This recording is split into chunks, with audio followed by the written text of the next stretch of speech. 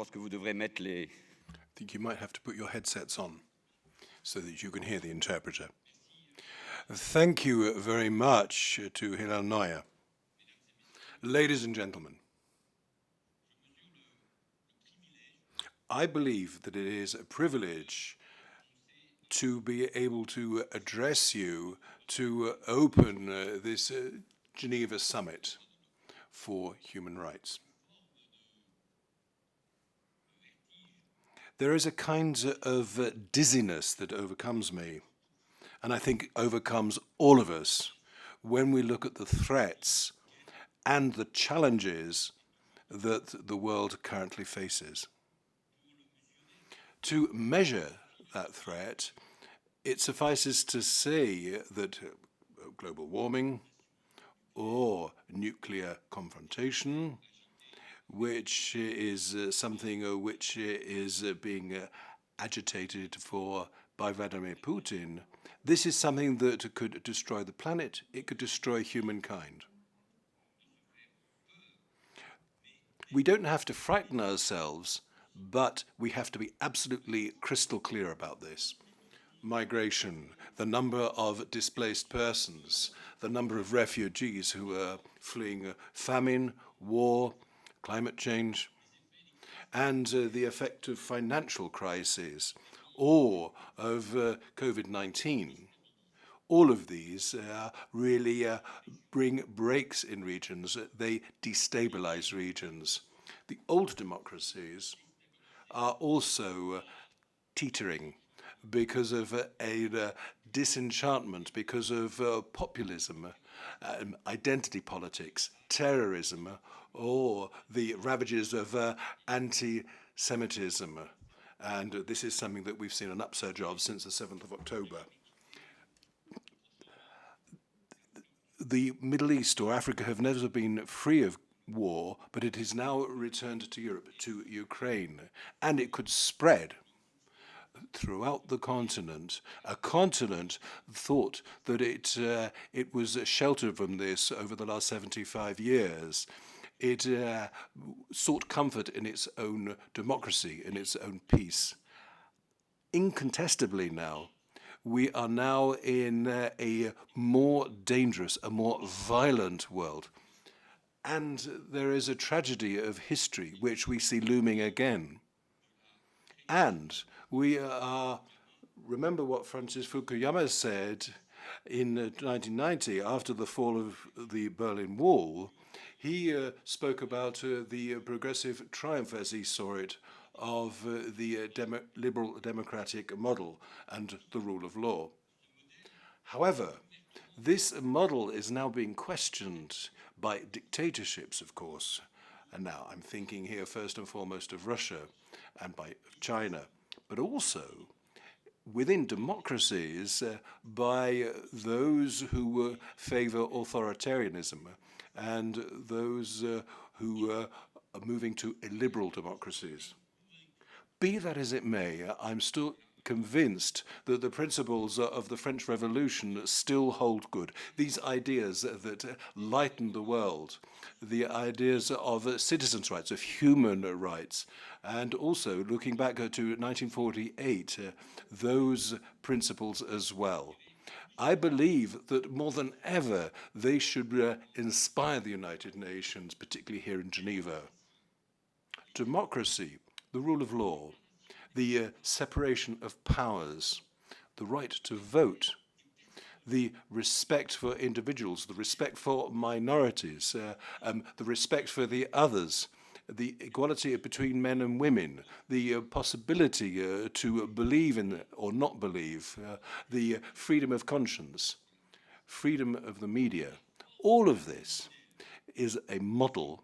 It goes together to form that model, and it's only within that model, warts and all, that we can really live.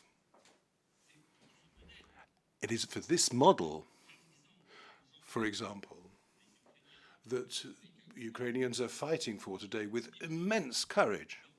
They are defending their country, which is under attack, by the Russian intervention. And they are asking that European values be defended. They are defending democracy. They are defending universal principles and tenets. And it is for those values that I come to talk to you today. We Europeans, the international community as a whole, has to help them. We have to provide them with tangible help to win that war.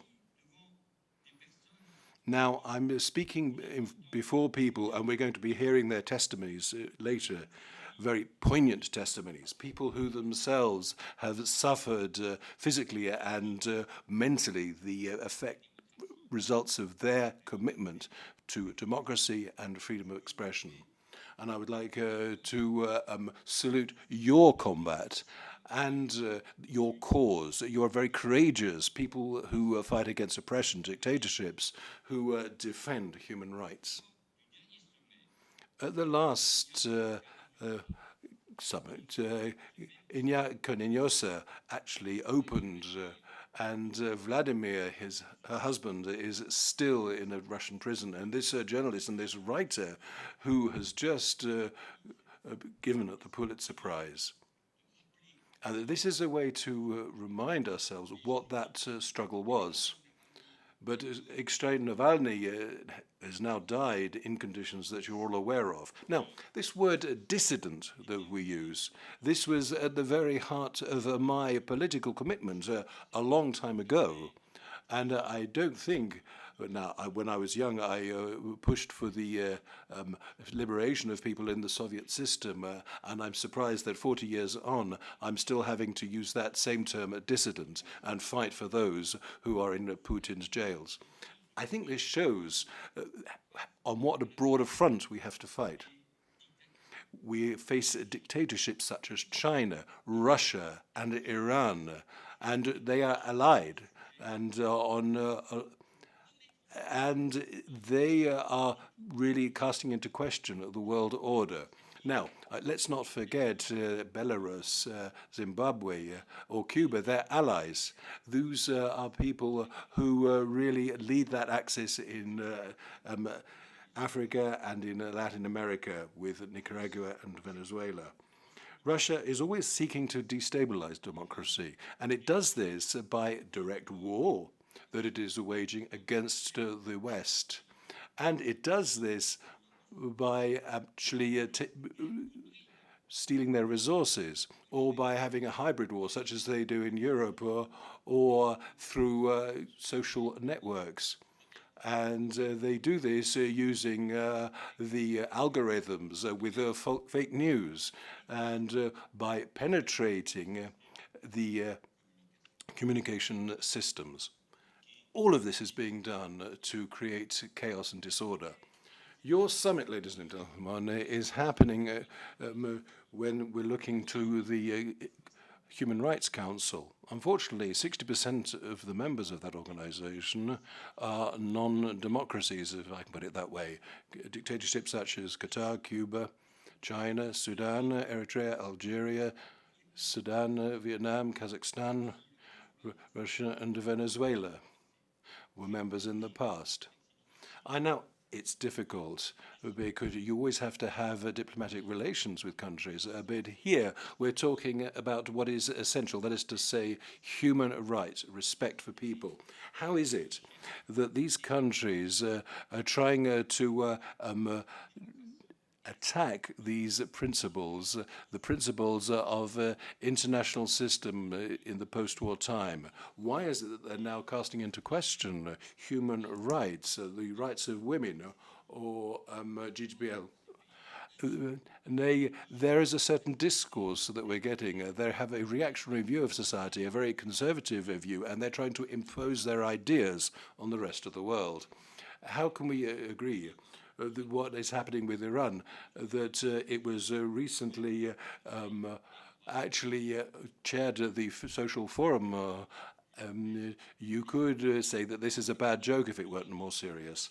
And they actually ride roughshod over the rights of their people, of their communities, of their women. As Damaj Salih was, who condemned to death recently because of orders from the mullahs. I'm thinking here about the persecution of Muslim minorities, and particularly the Uyghurs in China. Now, Xi Jinping has just been on an official visit to various countries in Europe, including France. But luckily, there were certain activists who were very brave activists who were prepared to take action. Women are often the first victims of repression, and we see a rollback of their rights. I'm thinking of the right to abortion, which has been questioned in some European countries or in the United States or in South America. I'm talking about mass rapes, as we saw on the 7th of October in Israel. And the number of women's groups have pointed to this, and we see what is happening with the rapes which are happening in Congo. And also, there is a law in Gambia which wants to make again possible feminine genital mutilation, which has been prohibited since 2015. So you see, it's always the women who are in the front line when acts are taken, when there is that political discourse. Your summit, ladies and gentlemen, therefore affords us an opportunity to look at what the international community should be. Too often, we allow those who commit the crimes, we allow them to go center stage, but it is you who shine a light on their true face, and you draw attention, and we salute the courage that you do, because you embody that courage, because you work for freedom, democracy, human rights, dignity, and the dignity of women and women's rights. You're fighting for democracy. And ultimately, this is a real battle. You could say even a war, as has been said in the past. It is that war of clash of civilizations between a certain view of humanity against the totalitarian view. And the major countries, the major democracies, the international community, the United Nations need to act, not only just by making lovely speeches, which of course is very easy to do from a stage such as this, but they have to take tangible action in Ukraine. They have to sanction those regimes which oppose the people. Now, such as Iran, we have to look at economic sanctions, and it's up to Europe, and I'm saying this as a European, and I believe in the European model, that we have to be at the very forefront of this combat for human rights. I wish all of you a successful session, a successful working session, and I don't doubt for a moment that your testimonies are going to be powerful, and they're important for all the NGOs, the media, the students who are with you today, and that you will report on what you're doing, and you will be able to use that information in your work. Good courage.